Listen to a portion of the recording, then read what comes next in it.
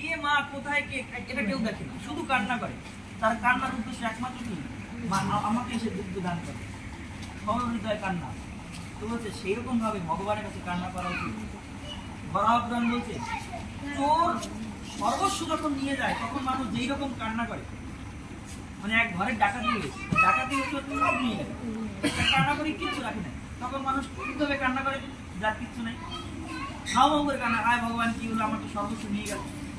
তো এই বলছে চোর দ্বারা অপহৃত হওয়া একজন ব্যক্তি, সর্বস্ব অপহৃত হওয়া একজন ব্যক্তি যেই রূপ কাঙালের মতো কান্না করে, ভগবানের কাছে ঠিক সেই রকম কান্না করে, না হলে তার আসন টলবে না। ভগবানের আসন টলানো তো সহজ না, সাধারণ কান্নায় ভগবানের আসন টলে না। একবার এক মহাপুরুষ বলছিলেন যে নাম সংকীর্তনে যারা কান্না করে সব কান্না কৃষ্ণের জন্য কান্না নয়। নাম সংকীর্তনে এসে যারা কান্না করে সকল কান্না কৃষ্ণের জন্য নয়। অনেক অনেক সময় মানুষ কান্না করে নিজের জাগতিক অনেক অনেক বিষয়ে দুঃখ পেয়েও কান্না করে, সব কান্না কৃষ্ণের জন্য আসে না।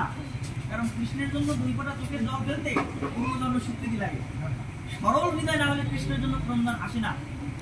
তো মানুষ কান্না করে, অনেক কান্না করে, কিন্তু ভগবানের জন্য কাঁদে না। তাই বুদ্ধদেব বলছেন সরল হও, সরল হইয়া তার কাছে কৃপার ভিখারি হও।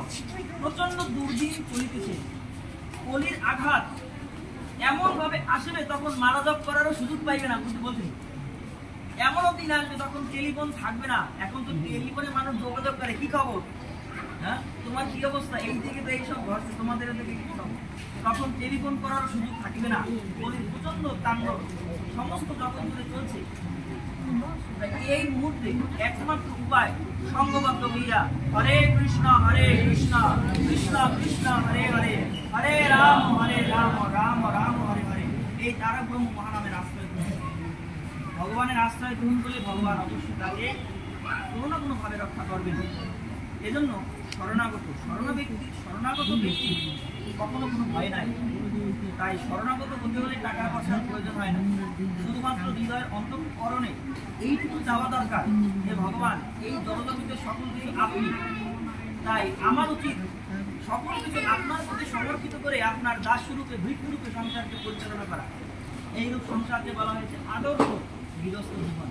গুরুদেব যে তিনটি বিষয় বলছেন, সঙ্গশক্তির প্রতিষ্ঠা, আদর্শ গঠন এবং ভাব বিনিময়, তার মধ্যে এটা অন্তর্গত আদর্শ গৃহস্থ জীবন। সেই আদর্শ গৃহস্থ জীবন হবে কৃষ্ণের সংসার। সেই সংসারে কোনো অনাচার হবে না, সেই সংসার হবে ভগবানের মন্দির। গুরুদেব বারবার বলতেন তোমাদের প্রত্যেকটি দেহ ভগবানের লীলাক্ষেত্র। আমার দেহকে ভগবানের লীলাক্ষেত্র করতে হলে আমাকে কতটা পবিত্র ভাবে থাকতে হবে। ভগবান সব জায়গায় লীলা করেন, ভারতবর্ষ কত বড় জায়গা, কোথাও লীলা না করে ভগবান বৃন্দাবনে কেন করবেন? এত জায়গা থাকতে মহাপ্রভু নবদ্বীপে কেন আসবেন?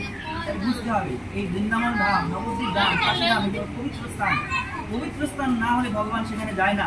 তাই নিজেকে পবিত্র না করলে সেই স্থানে ভগবান তখন আসবেন না।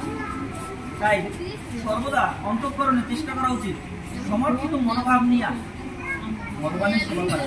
আর যখন সমর্পিত কেউ হয় তখন তিনি আর নিজের থাকেন না, তখন তিনি শ্রীগুরুর সম্পত্তি হয়ে যান। কারণ আমি যখন সমর্পিতই করলাম তার মানে কি এখন আমার কাছে নিজের কিছু নাই। চৈতন্য মহাপ্রভু যখন পুরীধামে ছিলেন, একদিন সনাতন গোস্বামী গেলেন আত্মহত্যা করতে রথের টাকার নিচে। ওখানে একটা প্রবাদ আছে, রথের টাকার নিচে কেউ যদি আত্মহত্যা করে বা কেউ যদি জীবন দেয় তাহলে তো সরাসরি বৈকুণ্ঠে যায় না। আসলে কথাটা ঠিক। এইটা মনে করে অনেক লোক ওই রথের সময় গিয়া সুইসাইড করে ওই রথের টাকার নিচে। এই জন্য পুরীর প্রশাসন ভালোভাবে রথের চারদিকে পুলিশ দিয়ে দেয় যাতে কেউ যেন রথের মধ্যে না ঢুকতে পারে। কারণ এর আগে বহু হতাহত হয়েছে। এখন তো অনেক প্রোটেকশন আছে, সেই সময় অত প্রোটেকশন ছিল না। তো সনাতন গোস্বামী গেলেন ওইখানে আত্মাহত দেখে, কিন্তু কোথাও হয়তো মহাপ্রভু আসছে কেউ টের পায় না। মহাপ্রভু গিয়ে সনাতন গোস্বামী আস্থা ধরলেন, সনাতন তুমি এখানে কি করতে আসলো? বলছে মহাপ্রভু আমাকে ছাড়েন, আমি এখানে প্রাণ বিসর্জন দিই। যে কেন প্রাণ বিসর্জন দিই? দেখুন আমি জীবনে অত্যন্ত পাপ করেছি, এই পাপের কোনো ক্ষমা নাই। তার উপরে আমার সারাদের পুষ্প আপনি প্রতিদিন এসে আমাকে স্পর্শ করেন। তো এই যারা সহ্য করতে না পেরে আমি আত্মহত্যা করি। সনাতন গোস্বামীকে মহাপ্রভু বলেন দেখো তুমি যখন এই রাজকার্য সকল কিছু ছেড়ে যখন আমার এখানে আসলে, আমার কাছে সমর্পিত হলে, সমর্পিত হওয়ার লক্ষণ তুমি আমার কাছে বলছিলাম। মানস দেহ দেহ যোগ সুমত ওর প্রিয় তুয় পদে নন্দ। আমার মানস অর্থাৎ মন, এই দেহ গৃহ যা কিছু আছে তা আমি সব আপনার কাছে দিলাম, তুমি তো সব আমাকেই দিয়ে দিলা। তোমার দেহ তুমি আমাকে দিছো, তোমার এই দেখো আমার সম্পত্তি, আমার অনুমতি না নিয়ে তুমি এই দেহকে নষ্ট করতে পারো না। মহাপ্রভু সনাতন গোস্বামীকে বলছেন তোমার দেহ আমার সম্পত্তি, কারণ তুমি আমার কাছে সমর্পিত। তাই কখনো যদি কোনো শিষ্য আন্তরিকতার সহিত সমর্পিত হন, তখন সে শ্রীগুরুর সম্পত্তিতে পরিণত হয়, তখন তার নিজের বলে কিছু থাকে না। শাস্ত্র বলছে দীক্ষা কি? দীক্ষা মানে সমর্পণ, দীক্ষা মানে নিজের স্বাধীন ইচ্ছাকে গুরুদেবের শ্রীচরণে বলি দেওয়া। কাঠগড়ায় যেরকম ছাগলকে বলি দেওয়া হয়, নিজের স্বতন্ত্র ইচ্ছাকে যেদিন শ্রীগুরুর চরণে বলি দেওয়া হবে সেদিন হবে পূর্ণ সমর্পণ। এই সমর্পিত শিষ্যই একমাত্র শ্রী গুরুদেবের করুণা লাভ করে, নচেত তার ভাগ্যে গুরু করুণা লাভ হয় না। স্বামী নিগমানন্দ পরমহংসদেব বলছেন গুরু কৃপা না হইলে ভগবত দর্শন হয় না। ভগবত দর্শন করার অনেকের ইচ্ছা আছে, সবার ইচ্ছা আছে না? এখানে যদি আমি প্রশ্ন করি কার কার ভগবানকে দেখার ইচ্ছা আছে, সবাই আসতে, সবারই ভগবানকে দেখার ইচ্ছা আছে, কিন্তু গুরু কৃপা না হইলে ভগবান দর্শন হয় না। নিগমানন্দ পরমহংসদেব বলছেন আমার একটা শিষ্য ছিল, কালীদেবীর সেবা করত। মানে নিগমানন্দ পরমহংসদেবের শিষ্য ছিল, কালীদেবীর সেবা করত। তিনি তার একজন শিষ্য যোগানন্দ সরস্বতী, তার আশ্রমে উকিলমুখ আশ্রম, তাকে বলছে জানো যোগানন্দ, আমার একটা শিষ্য ছিল, কালীদেবীর সেবা করত। কালীদেবী তাকে প্রত্যক্ষ দর্শন দিত, কিন্তু সে চিনতে পারেনি। কালীদেবী তাকে প্রত্যক্ষ দর্শন দিলেও সে চিনতে পারে নাই। এর কারণ হচ্ছে চিত্তশুদ্ধির অভাব, তার শ্রীগুরুচরণে সমর্পিত ভাব ছিল না। সে তপস্যা করছে, তপস্যা দ্বারা সিদ্ধি হয়েছে, কিন্তু দেবী প্রত্যক্ষ দর্শন দিলে সে চিনতে পারে নাই, কারণ তার চিত্তশুদ্ধি হয় নাই। সে একটা কালী মন্দিরে গেছে, তো ক্ষুধার্ত ছিল, তো মা কালী একটা ছোট বাচ্চা মেয়ের বেশে এসে তাকে কিছু খাবার দেয়, যে বাবা তুমি এটা খাও। তবে সে জিজ্ঞাসা করছে তুমি কে? বলছে আমি এই এই এই যে মন্দির, এই মন্দিরে যে পুরোহিত তার মেয়ে। তো সে ও মন্দির পুরোহিতের মেয়ে, বেশ ভালো ভালো ভালো, এই বলে সে খাবার দাবার খাইছে, মেয়েও লেগেছে, আর কিছু জিজ্ঞাসা করে নাই। কিন্তু পরবর্তীতে ওই খাবার দাবার শেষ হওয়ার পরে মন্দিরে যিনি পূজা করতেছে তার কাছ থেকে আশীর্বাদ নেওয়ার পরে তাকে জিজ্ঞাসা করছে খুব ভালো আছেন, তা আপনি এখানে কয়জন? বলছে আমি আমার স্ত্রী থাকি। বলছে কেন, আপনার মেয়ে করি? বলছে আমার তো কোনো সন্তানাদি নাই। এই করে কি, এই যদি আপনার মেয়ে পরিচয় দিয়ে আমাকে একদম খাবার দিয়ে গেল। বলছে আমার তো কোনো মেয়েতে নাই, আমি তো নিঃসন্তান। তো খুব কান্নাকাটি করলো। রাত্রে স্বপ্নে দেবী কালিকা তাকে দর্শন দিয়ে বললো বাবা তোমার কাছ থেকে আসছিলাম তোমাকে কৃপা করার জন্য, কিন্তু তুমি আমাকে চিনলে না। তো বলছে মা তুমি যদি আমার সামনে সেরকম প্রকাশ ভাবে না আসো, আমি চিনবো কিভাবে? বলছে বাবা তোমার তো সমর্পিত ভাব কম, সমর্পিত হইলে ওইভাবেই তুমি আমাকে দেখতে পারতে, কিন্তু তুমি দেখতে পারো না, তোমার দুর্ভাগ্য। তুমি আবার কোকিলে মুখী দাও। তখন সেই আমার শিষ্যটা আবার আমার কাছে ছুটে আইছে, গুরুদেব আমার ভুল কোথায়? তা আমি বলছিলাম তোমার কোনো ভুল নাই, তোমার একটাই ভুল, তোমার সমর্পিত ভাব নাই। এর জন্য তোমার প্রত্যক্ষ ইষ্ট দর্শন হওয়ার পরও তুমি তাকে চিনতে পারো নাই। এজন্য বুঝতে হবে যতই লাফালাফি করা হোক না কেন, যতই তপস্যা হোক না কেন, শ্রীগুরু চরণে নির্ভুল সমর্পিত ভাব না আসলে ভগবান সাক্ষাৎ সামনে আসলে তাকে চেনা যাবে না, চিনতে পারবে। দুর্যোধন ভগবান নিজে গেছেন দুর্যোধনের কাছে যে তোমরা যুদ্ধ করো না, মিটমাট করে নাও, যুদ্ধ ভালো না, যুদ্ধে কখনো ভালো কিছু হয় না, ক্ষতি হয়, ধ্বংস হয়। দুর্যোধন ভগবানকে চিনবে, সে বলছে এটা জাদুকর, এটা রাজনীতিবিদ, এর বন্দীকর। যে ভগবান সমস্ত জগতের বন্ধন মোচন করে সেই ভগবানকে বন্দী করে চিনতে পারে। কিন্তু পঞ্চপাণ্ডব তারা চিনতে, তারা ভগবানকে চিনতে পারছে, এজন্য তাদের ভাগ্যে ভগবত দর্শন হয়েছে। তারা স্বল্প কিছু দিয়েও ভগবানকে সন্তুষ্ট করতে পারে, কিন্তু দুর্যোধন বিশাল কিছু দিয়েও ভগবানকে সন্তুষ্ট করতে পারে না। তার একটাই অভাব, চিত্তশুদ্ধি নাই আর সমর্পিত ভাব নাই। এজন্য আধ্যাত্মিক জগতে সবচেয়ে বড় যোগ্যতা ভগবানের চরণে সমর্পণ, এর থেকে বড় যোগ্যতা নেই। আমাদের গুরুমান বলতে বারবার ভজন সাধন কম হোক, সমর্পণটা চাই। ভজন সাধন কম হোক সমস্যা নাই, এ জন্মে না হয় কোনো জন্ম হবে, কিন্তু সমর্পিত ভাব না হয় সে কোনো জন্মই হইবে না। এ জন্মে না হোক পরজন্ম হবে, জন্মটার কম যায় না। 84 লক্ষ ঠিক জন্ম, একটা দিকে জন্ম কম তো আসেনি, 4 লক্ষ বার মনুষ্য জন্ম, হাতে হাতে গুনতে গেলে পরেও পাওয়া যায় না। এই জন্মে না হোক প্রজন্মে হবে, পরজন্মে না হোক পরজন্মে হবে, কিন্তু সমর্পিত ভাব না আসলে 84 লক্ষ জীবজনী বারংবার ভ্রমণ করলেও ভগবত কৃপা লাভ হবে না। এজন্য সমর্পিত ভাব একজন শিষ্যের জীবনে সর্বোচ্চ ভাব। এজন্য যে যতদিন সমর্পিত ভাব এই চিত্তে না আনতে পারবে ততদিন গুরু কৃপা তার ভাগ্যে মেলে না। আর যখন কেউ সমর্পিত থাকে তখন শ্রী গুরু তার সমস্ত কিছু নিজে বহন করে, তার দায় দায়িত্ব, তার জাগতিক বিষয়, আধ্যাত্মিক বিষয়। আমরা তো জানি গুরুদেবের দায়িত্ব আধ্যাত্মিক বিষয়, কিন্তু শিষ্যের সমর্পিত ভাব অনুসারে তিনি তার জাগতিক দায়িত্ব গ্রহণ করেন। আপনার যারা যারা পলাশি গেছেন, পলাশি গেলে দেখবেন পলাশি কুণ্ডগঙ্গায় প্রবেশ করার হাতের বাম পাশে দুটো মন্দির আছে, একটা শীতলা মন্দির, একটা কালী মন্দির। তো ওই শীতলা মন্দিরে, কালী মন্দিরে প্রতিদিন পরমংশরে প্রতি বছরে খুব জাঁকজমক করে পুজো দিতেন এবং অনেক ভক্ত হইতেন। সেখান থেকে তিনি শান্তি আশীর্বাদ দিতেন, সবাই কুণ্ডগঙ্গায় স্নান করতেন, সবার রোগ শোকের বিভিন্ন উপকরণের জন্য ওখানে সেবা পূজা করতেন, সবার মঙ্গল প্রার্থনা করতেন। একবার এই কাহিনী হয়তো অনেকেই জানেন, একবার গুরুদেব একজন বললেন কি, সামনে তো পুজো, তো দুইজনকে পাঠাইলে যাও, গিয়ে মন্দিরটা ঝাড়বে, তবে সাবধান, গর্ভ মন্দিরের মধ্যে কাপড় দিয়ে মুছে নিও, আটার যেন কোনো যেন আঘাত যেন নেই।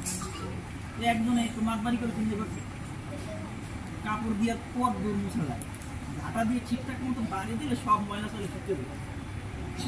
তো ওই বাহিরটা সুন্দর করে মোছাটা ধরল, ভিতরে ওই ঝাঁটা নিয়ে ঢুকছে, ঝাঁটা নিয়ে ঢুকে সুন্দর করে মন্দির মার্জন করছে, কিন্তু ঝাঁটার বাড়ি দিয়ে লাগবে শীতলা দেবীর গায়ে। ওই ঝাঁটার বাড়ি দিয়ে লাগবে শীতলা দেবীর গায়ে। তো ওই মধু কথা মানে মধুশ্রী স্মৃতির মধ্যে স্বামী বিবেকানন্দ সরস্বতী মহারাজ লিখছেন, সঙ্গে সঙ্গে গায়ে বসন্ত উঠে গেছে, সাথে সাথে। তো বসন্ত উঠে গেছে, সারা গা বসন্তে ছেয়ে গেছে, লাল হয়ে গেছে, চোখ টোক উঠে গেছে, এখন কথা বলতে পারছে না, খুব কষ্ট হচ্ছে। আর একজন দৌড়ে গেছে, গুরুদেব সর্বনাশ হয়ে, আপনি তো এই শীতলা মন্দির ঝাঁটতে দিয়েছেন, ও তো ভুলে ওই ঝাঁটা নিয়ে ঢুকে, ঝাঁটা নিয়ে ঢুকতে গিয়া মায়ের ওই গায়ে ঝাঁটার বাদ দিলে একতে পারে, এখন অবস্থা খুব খারাপ। গুরুদেব মন্দির ঘর থেকে ছুটে আসলেন, এসে সরাসরি শীতলা দেবীর সামনে গিয়ে দাঁড়ালেন, মা ওর তো একটা অভিভাবক আছে, তুমি আমারে বলতে পারতাম, ও অপরাধ করছে, তুমি আমারে বলতে পারতাম, ওর তো একটা অভিভাবক আছে, আমি ওর ব্যবস্থা করতাম, তুমি আগ বাড়াইয়ে কেন করতে গেলা, তুমি তাড়াতাড়ি এটা ঠিক করে দাও, আমি এই জায়গায় দাঁড়াইলাম, তুমি ঠিক করে দাও। তো যার এই অবস্থা হয়েছে সেও খুব অবাক হয়ে গেল। স্বাভাবিকভাবে আমরা দেখি মাটির মূর্তি, তার সামনে প্রতিজ্ঞা করলো, আপনি বলে কেন করলেন, ওর তো একজন অভিভাবক আছে, আপনি আমারে বলতে পারতেন, আমি করতে পারতাম, আপনি কেন একবারে করতে গেলেন, আপনি এখনই ওরা ঠিক করে দেন। তো অনেকক্ষণ এরকম বলার পরে তিনি শীতলা দেবীর ঘর থেকে জল এসে তার মাথায় সর্বগায় দিয়ে দিলেন। রাত্রের মধ্যে সমস্ত সমস্যার সমাধান হয়ে গেল। পরদিন গুরুদেব বললেন, বাবা শোনো, বসন্তের পরে স্নান করতে হয়, শুদ্ধ হওয়ার জন্য আছে না আমাদের স্নান, বসন্তের পরে স্নান দিতে হয়। হ্যাঁ হ্যাঁ, তো কালকে সকালবেলা তুমি আমার সাথে স্নান করতে যাবা, কুণ্ডগঙ্গায় স্নান করবা, বসন্তের পরে স্নান করতে হয়। তাহলে ঠিক আছে, রাত্রের মধ্যে সব রোগ সমাধান শেষ, আগের মতো হয়ে গেল, এখন আর শরীরের মধ্যে কোনো জ্বালা যন্ত্রণা নাই। গুরুদেব তার সাথে ওই শিশুটিকে নিয়ে কুণ্ডগঙ্গায় স্নান করতে নামলেন এবং দুজনে সুন্দর মতো ডুব দিলেন। ডুব দিয়ে স্নানাদি করে যখন ওই শিশু পাশ থেকে ঢুকলেন, তখন দেখছেন সমস্ত গায়ে সুন্দর আবরণযুক্ত সাদা শাড়ি লাল পের পরে একটি মহিলা ওই কুণ্ডগঙ্গা থেকে উঠে শীতলা মন্দিরের মধ্যে চলে গেল। তো গুরুদেব কি পাশে গুরুদেব দেখেন কে যায়, এই মাথা থেকে তো কোনোদিন দেখি নাই, এই কুণ্ডগঙ্গায় কখনই ঢুকলো আর এখান থেকে কখন উঠলো। পরবর্তীতে যখন ওই শীতলা মন্দিরে ঢুকতে যাবে তখন এই দিক থেকে মানে আমরা এরকম সুন্দর ঢুকি না মন্দিরে, তো দেবী পাশ ঘুরে এইরকম করে বিগ্রহের সাথে মিলিয়ে গেলেন। তখন শিশু বুঝতে পারলেন এ তো সাধারণ কোনো মহিলা, তো মা শীতলা ছিলেন স্বয়ং। তখন আবার ডাকলেন, গুরুদেব দেখেন এর দেখি মা। গুরুদেব বলে, আমি প্রতিদিন দেখি, তুমি আজকে প্রাণ ঘুরিয়ে দেখো, আমি প্রতিদিন দেখি, তুমি আজ প্রাণ ঘুরিয়ে দেখো। এজন্য সে বলছে, শিষ্যের যখন কোনো দায়িত্ব শ্রীগুরু গ্রহণ করেন তখন সেই শিষ্য নিশ্চিন্ত, ছোট বাচ্চাদের এরকম নিশ্চিন্ত থাকে, কোথায় খাবার আসবে, কে রোজগার করবে, কে রান্না করবে, এই চিন্তা কিন্তু ছোট বাচ্চার নেই। বাবা ঠিক মতো রোজগার করে আনে, মা রান্না করে, ডাক দেয়, খেলে আয়, কোনো চিন্তা আছে? কে রান্না করবে, কে কি করবে, কে বাজার করবে, কোনো চিন্তা নাই। ঠিক সমর্পিত শিষ্যেও এইরকম নিশ্চিন্ত। গুরুদেব যখন বকিলামুখ আশ্রমে গেলেন প্রথম, তখন তাকে জিজ্ঞাসা করা হয়েছিল তুমি কেন আসছো? তখন তো বলছে আমি তো সমস্ত জীবকে শান্তি প্রদান করতে চাই, এটা আমার উদ্দেশ্য। এই যে আমি খুব চিন্তিত। নিগমানন্দ পরমহংসদেব বলেছেন সবকিছুই আমার কাছে সমর্পণ করলা, আবার হাতে চিন্তাটুকু রাখলা কেন? তখন গুরুদেব বলেন আমার ভুল হয়েছে, গুরুদেব আমার ভুল হয়েছে, আমি আর কখনো কোনো স্বাধীন চিন্তা করবো। শোনো, সমর্পণ মানে শুধু চিন্তাটুকু রাখি, বাকি কিছু সমর্পিত না। সমর্পণ মানে নিজের জীবনের সকল কিছু তার তো এইভাবে যখন কেউ সমর্পিত হয় তখন আর বাদ থাকে না। তাই শাস্ত্র বলছে এই জন্য তার কাছ থেকে এই দিব্য জ্ঞান বা তার এই কৃপা করুণা পেতে হলে আমাদের সঠিকভাবে গুরু দর্শন করা উচিত। আমরা গুরুদেবকে ভাবি সাধারণ মানুষ, সাধারণ ব্যক্তি। হ্যাঁ, সবার গুরু আছে, আমার গুরু আছে, এইটা কোনো ভালো দর্শন নয়, এটা কোনো সাধারণ দর্শন নয়।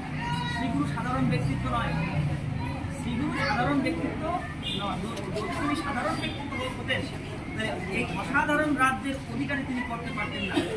এজন্য শাস্ত্রে বলছে তিনটে জিনিস কখনো করা উচিত নয়। এই তিনটে জিনিস করলে তার নরক গমন হয়। একটা হচ্ছে গুরুদেবকে সাধারণ ব্যক্তি বলে মনে করা, আর একটা হচ্ছে প্রতিমাকে শিলাবদ্ধি করা। অর্থাৎ বিগ্রহ আছে ওদের কাঠ ভাবা, এরপরে পিতল ভাবা, মাটি ভাবা, এটা হচ্ছে দ্বিতীয় অপরাধ। আর তৃতীয় অপরাধ হচ্ছে শাস্ত্রের যে মন্ত্র আছে, বেদোক্ত মন্ত্র, আগম মন্ত্র বা পুরাণোক্ত শ্লোক, এইগুলোকে অপরাধ বলে মনে করে। এই তিনটি হচ্ছে অপরাধ, নরকের দ্বার। যাদের এই তিনটি সমস্যা আছে তারা নরকের নিবাসী। এই জন্য শাস্ত্রে বলছে যে গুরুকে কখনো সাধারণ মনুষ্য জ্ঞান করা উচিত। তিনি সাধারণ মানুষের মতো আসলেও অসাধারণ।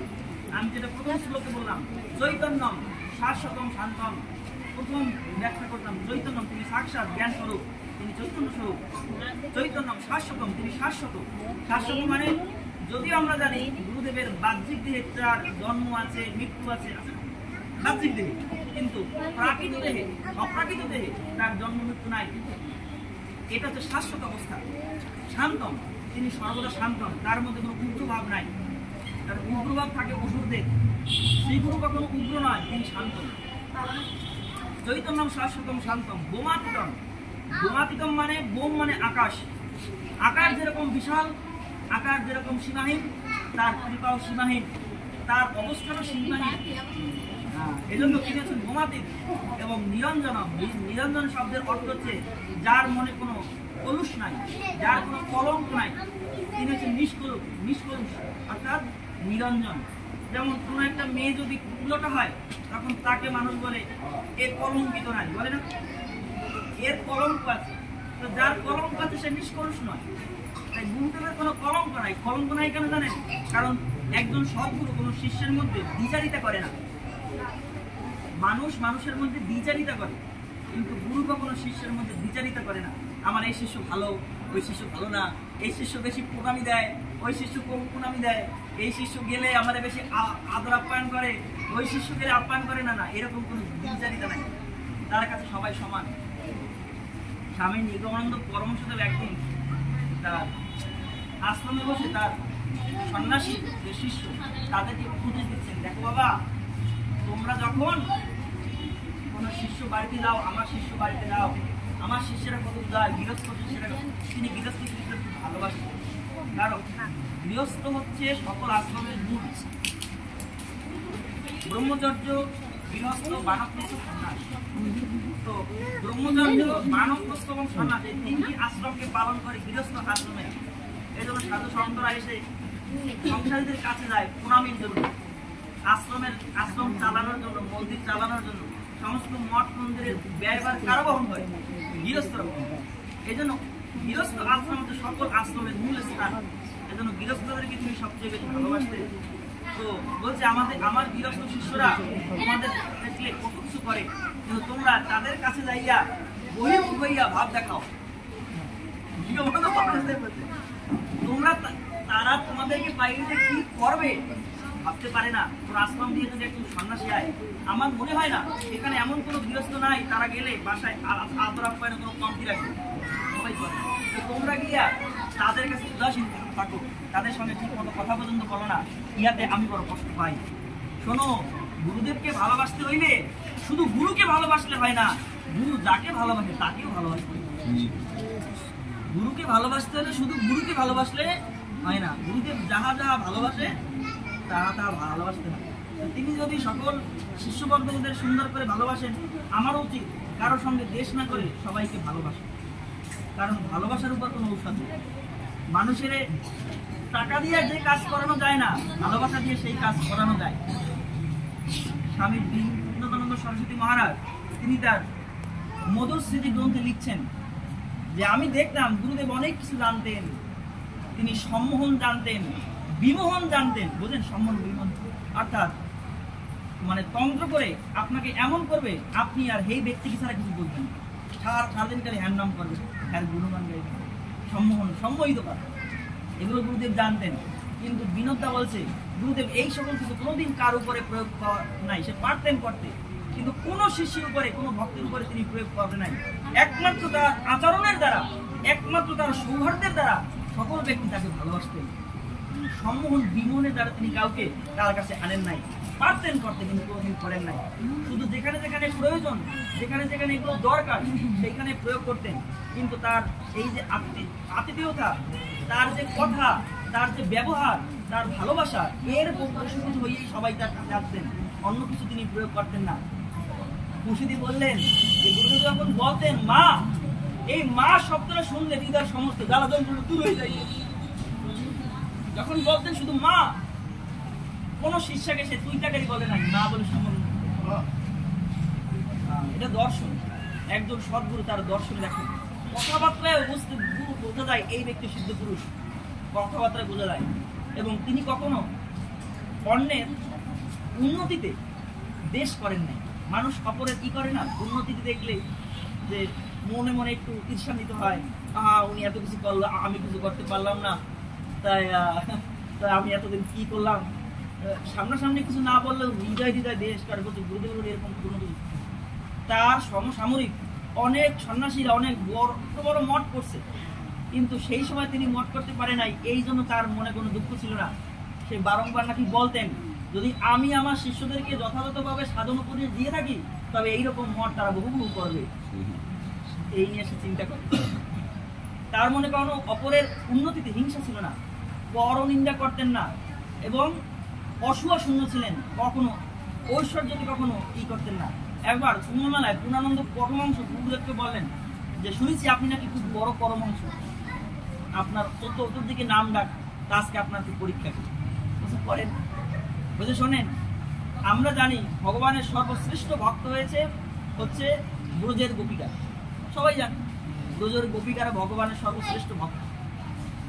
তো বিশেষ করে ব্রজের ভক্তদের মধ্যে ভগবানের প্রতি ভক্তি ভাব, প্রেম ভাব, এটা তো সর্বাধিক আসি, না হইলে কি তারা ভগবানের শ্রেষ্ঠ ভক্ত হয়? তো আপনি পরমহংস, আপনি একটা বিশেষ কথা বলেন তো, এই ভক্তি ভাব, প্রেম ভাব বা ভালোবাসা ভাব ছাড়াও আর কোন গুণটা এই গোপিকাদের মধ্যে ছিল, যাই যেই গুণের প্রতি আসক্ত হয়ে কৃষ্ণ তাদের প্রতি বেশি বেশি কৃপা করতেন, কোন গুণটা তাদের অধিক ছিল? তখন গুরুদেব বললেন যে তারা কখনো পরনিন্দা করত না, কোন গোপিকা কোনোদিন পরনিন্দা করত না, এই জন্য ভগবান তাদেরকে ভালোবাসেন।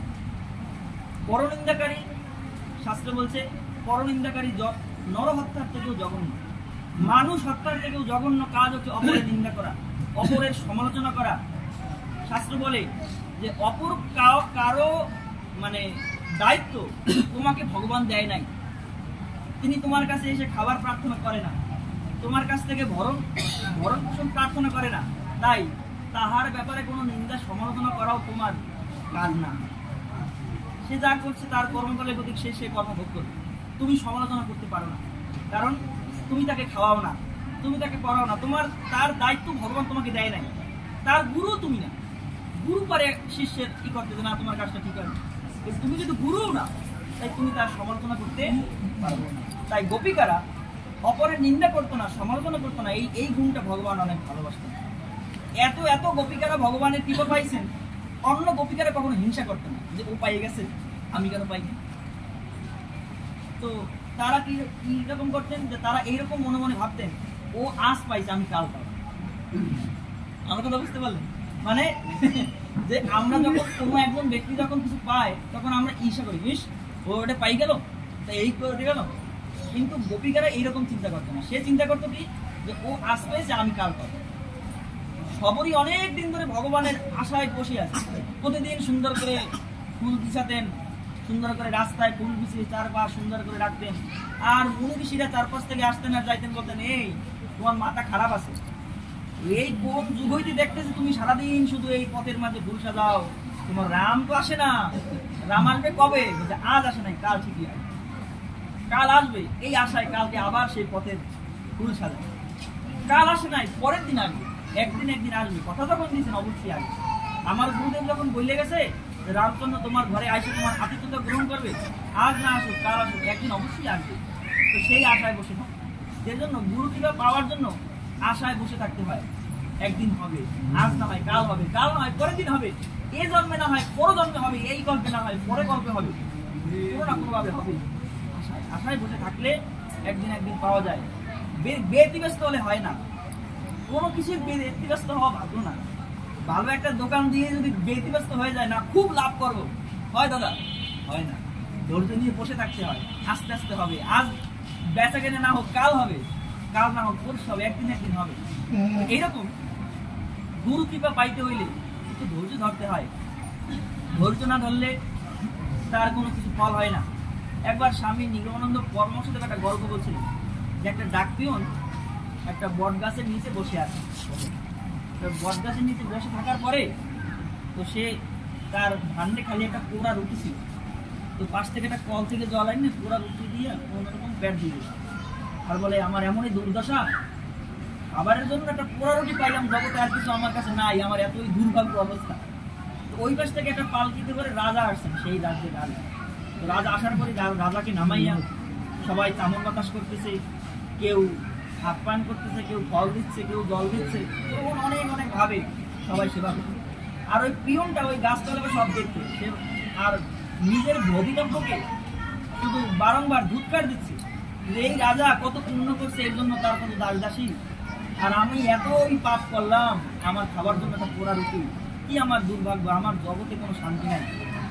তো এইটা বলতে বলতে অনেকক্ষণ বিলাপ করছে করে শেষে রাজার কাছে প্রশ্ন করছে যে আচ্ছা আপনি বলেন তো, আপনি এই জগতে এমন কি পুণ্য করলেন যে পুণ্যকর্মের দ্বারা আজকে আপনি এত সুখ স্বাচ্ছন্দ্যে আছেন, আর আমি এত কি পাপ করলাম যাতে আমি এই দুর্ভাগ্যের মধ্যে আছি।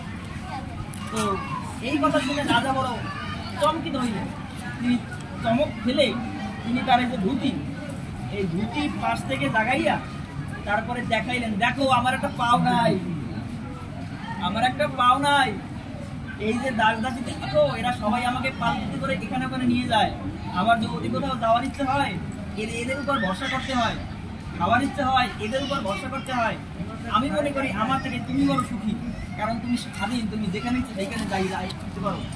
আমার চেয়ে তুমি বড় সুখী, তাই তুমি যেটাকে সুখ মনে করো এইটা তোমার কাছে হয়তো সুখ মনে হতে পারে, কিন্তু আমার কাছে এইটা একটা বিশাল দুঃখ। তাই নিগমানন্দ পরমহংস বলছেন, ঈশব উপনিষদের একটা শ্লোক উদ্ধৃতি করে বলছেন, ঈশাবাস্যম ইদম সর্বম যৎ কিঞ্চ জগতাম জগৎ। অর্থাৎ এই জগতে যেইটুকু প্রাপ্ত হয় সেইটুকু তার পূর্ব নির্ধারিত কর্মের ফল। এইটা নিয়ে দুঃখ করার কোনো কিছু নাই, এইটা নিয়ে কখনো মনে কখনো আক্ষেপ নেওয়ার কোনো কিছু নাই। যে যেইটুকু পাই সেটা ভগবানের কৃপায় হোক, নিজের পূর্বোক্ত জন্মের সঞ্চিত পূর্ণ ফলের ফলে হোক, এইটুকু নিয়েই তার সন্তুষ্ট থাকা উচিত। আর যখন এইটুকু নিয়ে মানুষ সন্তুষ্ট থাকে তখন তার জীবনে কোনো দুঃখ হয় না। শাস্ত্রে বলছে দুঃখ কার বেশি? যার চাহিদা বেশি তার দুঃখ বেশি, যার চাহিদা কম তার দুঃখ নাই। যারই বেশি চাহিদা তারই দুঃখ বেশি। এজন্য আমাদের চাহিদাকে সীমিত রাখা উচিত। শাস্ত্রবাদে চাহিদাকে সীমিত রাখুন, তবে কি চাহিদা বর্ধিত রাখুন না গুরু কৃষ্ণ করুন আমার পাইতে হবে, এই চাহিদাটা যেন হৃদয় থাকে। ভগবত প্রাপ্তির চাহিদা যেন হৃদয় থাকে। ভগবত প্রাপ্তির চাহিদা থাকলে তখন অন্যান্য চাহিদা আস্তে আস্তে কমতে থাকে। কারণ কি, একটা হাত দিয়ে দুইটা জিনিস ধরা যায় না। সনাতন গোস্বামীকে মহাপ্রভু উপদেশ দিচ্ছেন, সংসারও ধরবা কৃষ্ণ ধরবা, তা হবে না, একটা ধর্ম। এজন্য আসক্তি ভগবানের প্রতি বর্ধিত করলে তখন ভগবান তার কাছে সুলভ হন। এই যে দিব্য জ্ঞান, এই যে বিষয়, এইটা আমাদেরকে কে বুঝাবে? এইটা আমাদেরকে শ্রী গুরুদেব বুঝাবে। কারণ জাগতিকভাবে অনেক উপদেশ পাওয়া গেলেও আধ্যাত্মিক উপদেশ শ্রী গুরু বিনা অন্য কারো কাছে প্রাপ্ত হওয়া যায় না। তাই গুরুদেবকে সাধারণ মনুষ্য ভাব না ভেবে তার দর্শনটা ঠিক মতো করা উচিত।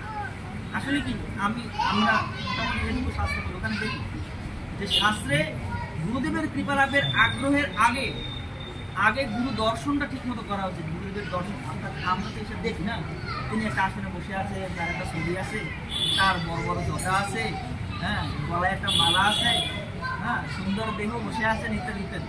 সমাধি মন্দিরে গিয়ে দেখি খুব সুন্দর মরমর পাথরের ইত্যাদি ইত্যাদি।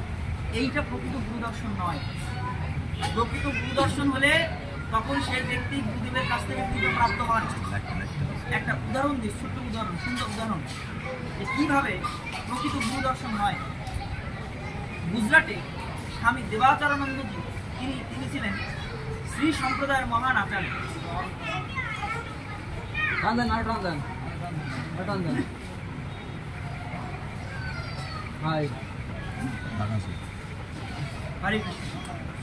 গুজরাটে স্বামী দেবাচারানন্দজি ছিলেন মহান একজন আচার্য। তো রাজস্থান থেকে একদিন একটা ছোট সন্তান আসলেন, ছোট বাচ্চা আসলেন, কিরকম হবে এই ওর মতো না ছোট বাচ্চা এসে বললো কি, আমি আপনার কাছ থেকে সন্ন্যাস নিতে। তো দেবাচারানন্দজি বলছেন, সন্ন্যাস নিতে চাও? তো দেখো, সন্ন্যাস তো চাইলেই তো আর পাওয়া যাবে। সন্ন্যাস পাইতে গেলে আগে অনেকদিন ব্রহ্মচর্য জীবনযাপন করতে হয়, আশ্রমে থাকতে হয়, গুরু সেবা করতে হয়, না তাহলে কি সন্ন্যাস হয়? বলছে না, আমি আপনার কাছ থেকে সন্ন্যাস নেবো। ঠিক আছে, আমি তোমাকে সন্ন্যাস দেবো, কিন্তু কথা হলো আগে আমার তো বুঝতে হবে যে তুমি সন্ন্যাস নেওয়ার জন্য প্রস্তুত, তোমার সঠিকভাবে গুরু দর্শন হয়েছে কিনা সেইটা তাকে দেখতে হবে। তো বলছে, তুমি যে আমার কাছে আসলা, এত গুরু থাকতে আমার কাছে তুমি কেন আসলে? তো যা শুনছি আপনার অনেক নাম ডাক শুনছি, হ্যাঁ, সবাই বলছে আপনি খুব ভালো, আপনি খুব বড় গুরু, এই জন্য আপনার কাছে আসছি। বলছে না, এটা তো গুরু দর্শনের কোনো বিষয় না, তুমি আগে বুঝে গিয়ে কিছুদিন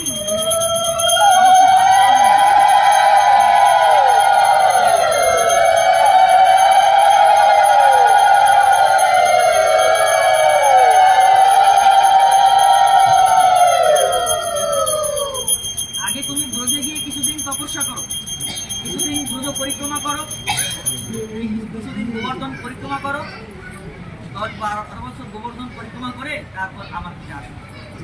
সেই ছোট বাচ্চারা সুন্দর করে গোবর্ধন পরিক্রমা করতে গেছে, সুন্দর সুন্দর করে সবকিছু করার পরে এরপরে একদিন আশ্রমে আসে, এসে বলে, এখন তুমি আমার দিকে চাও তো, দেখো তোমার আমার দিকে কি দৃষ্টি হয়। তো সে তাকাই দেখছে, গুরুদেব আপনার দেহ থেকে তো জ্যোতি বেরোচ্ছে, আপনার চারপাশে দেবগণরা প্রণাম করছে, আপনার প্রতিটি রঙ্কুর থেকে জ্ঞান বৈরাগ্যের প্রকাশ হচ্ছে। না, তোমার দর্শন এখন পর্যন্ত হয় নাই, কিন্তু আমার কিছুকাল তপস্যা করে আসে। আবার ব্রজ বৃন্দাবনে গেলেন, গোবর্ধন পরিক্রমা করলেন, রাধাকুণ্ডে স্নান করলেন, দীর্ঘ 13 বছর পর আবার আসলেন, এসে বলেন, গুরুদেব আমি আসি। বলছি, এখন তুমি আমার মাঝে কি দেখতে পাই? সমস্ত দেবগণ আপনাকে বন্দনা করতেছে, সমস্ত আপনার দেহ থেকে জ্যোতি বেরোচ্ছে, আর সমস্ত দেবতারা আপনার সেবা করতেছে, প্রতিটি রঙ্কুর থেকে জ্ঞান বৈরাগ্যের প্রকাশ হচ্ছে, আপনাকে ঘিরে অনন্ত অনন্ত কোটি ব্রহ্মাণ্ড শুধু চতুর্দিকে ঘুরঘুর করছে। যে না, তুমি এখনো ঠিক মতো দেখো না, তোমার দর্শন হয় নাই, তুমি আরো কিছুদিন একটু ভালো করে ভজন সাধন করে আসো। আবার গেছে, গিয়ে 3-4 বছর ভালো করে ভজন সাধন করে এসে এরপর আসছে গুরুদেব, এসে সাষ্টাঙ্গ প্রণাম করলেন। গুরুদেব তখন ব্যাসপীঠে বসা, স্বামী দেবাচার্য যখন ওখানে বসা,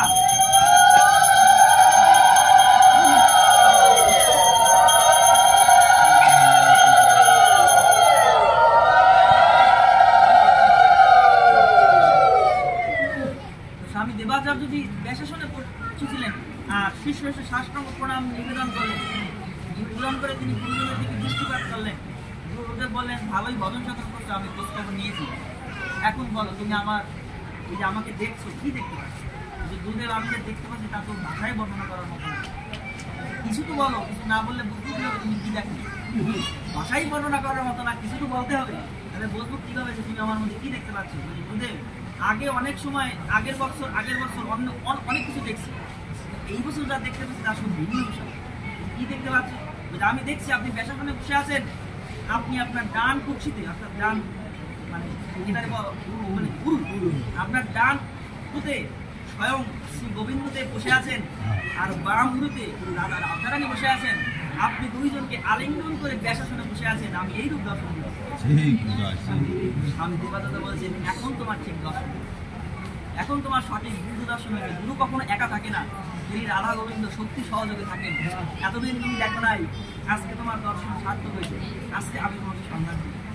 এই জন্য গুরু দর্শন স্বাভাবিক নয়। গুরুদেবকে শুধু মনুষ্য এইরকম ভাবা, তার হাতে একটা দণ্ড আছে, তার হাতে বন্ধন আছে। গুরুদেব বারবার করে বলতেন, আমি একা নই, আপনি শক্তি সহযোগে আছেন। কেন শক্তি যোগে থাকেন? কারণ শক্তি সহযোগে না থাকলে তিনি শিষ্যের সন্তান বরণ করতে পারেন না। এই জন্য গুরু দর্শন যখন কারো সঠিক হয়, তখন তিনি তার কৃপা লাভের যোগ্য হয়। তার গুরু দর্শনই ঠিক মতো হয় নাই, তাই তিনি কৃপা নেবেন কিভাবে? এই জন্য গুরু দর্শন আগে ভালো মতো করা যায়। এর জন্য চাই কি? এর জন্য চাই প্রথম সেই যোগ্যতা, সরলতা। যে ব্যক্তির মধ্যে যত সরলতা আছে, সেই ব্যক্তি তত দ্রুত গুরু কৃপা পায়। গুরুদেব বারবার করে বলতেন, আমাদের সেই কোকিলামুখ আশ্রমে আমার একটা শিক্ষিত গুরু ভাই ছিল, শিক্ষিত গুরু ভাই, এমএ পাস করা মানে ভালো গুরু ভাই ছিল। তো গুরুদেবের কাছে সেবার জন্য আসছে। গুরুদেব, আমি আশ্রমে থাকতে চাই, কিন্তু সেবা করতে চাই। তো আমরা সবাই ভাবছিলাম কি, হয়তো তার ম্যানেজমেন্টের দায়িত্ব দেবে, শিক্ষিত হয়ে যাবে। তো শিক্ষিত হলে সে ম্যানেজমেন্ট ভালো বলবে, আর্থিক লেনদেন হ্যাঁ ভালো বলবে। তো গুরুদেব তাকে ম্যানেজমেন্টে না দিয়া ওই অফিসে না বই বলছে, তুমি যে গোয়াল করে সেবা করো, তুমি যে গোমাতার সেবা করো। আমরা সবাই চিন্তা করলাম, আর ঠাকুর এ কি সেবা দিল, উচ্চশিক্ষিত ছেলেটা গোয়াল করে সেবা দিয়ে মনে হয় আশ্রমে টেকবে, 3-4 দিন সেবা করে মনে হয় পড়াইবে। কারণ একজন যোগ্য ব্যক্তি যদি যোগ্য আসন না পায়, সেখানে তো থাকতে চায়। তো শিক্ষিত ব্যক্তি, মার্জিত ব্যক্তি তার যদি গোয়াল করে সেবা দেয়, সে কি সেইটা মানে? কিন্তু আমরা দেখলাম, আমরা দেখলাম সেই শিষ্য স্বামী নিগমানন্দ পরমহংসদেবের তার এত সমর্পিত ছিল, গোয়াল ঘরে সেবা দিচ্ছে দিন রাত 24 ঘন্টা। ওই গোয়াল ঘরে হৃদয় দিয়ে সেবা করে, আর কোনো সেবা করে, শুধু গোয়াল ঘরে সেবা সারাদিন। কিভাবে গোমাতারা ভালো থাকবে, কিভাবে তারা ভালোভাবে খাওয়াবে, কিভাবে এইখানে দুধ দিয়ে আশ্রমবাসী সেবা হবে সুন্দরভাবে। গোমাতার ওই যে 4টা গাভী ছিল, 4টা থেকে 13-14টা গাভী করছে, সুন্দর করে গোশালাটা বিরাট করছে। গুরুদেব তার প্রতি সন্তুষ্ট হইয়া বারংবার আমি দেখতাম, গুরুদেব তার কাছে গিয়ে তার মাথায় হাত দিতেন, গা বুলাইতেন, আর কিছু বলতেন না। গুরুদেব বলছেন, আমি নিজে দেখতাম কিছু বলতেন না, খালি তার সামনে যাইয়া, সামনে যখন যাই কিন্তু সেই প্রণাম করতেন। তো প্রণাম করে উঠার পর তিনি তার মাথায় হাত রাখতেন, গা বুলাইতেন। আমি মনে মনে অনুভব করতাম, এই শিশুটার প্রতি আমার গুরুদেব খুব প্রসন্ন, কিন্তু তার সাথে কোনোদিন বাক্যালাপ করে নাই, তেমন আর কিছু কথাবার্তা বলে নাই। জিজ্ঞাসা করলে বলছে, না হলে বলে নাই। কিন্তু গুরুদেব বলছেন, আমার সেই গুরু ভাইটা ওই গোয়াল ঘরে বসে সিদ্ধি লাভ করছে, ওই গোয়াল ঘরে বসে সিদ্ধি লাভ করছে।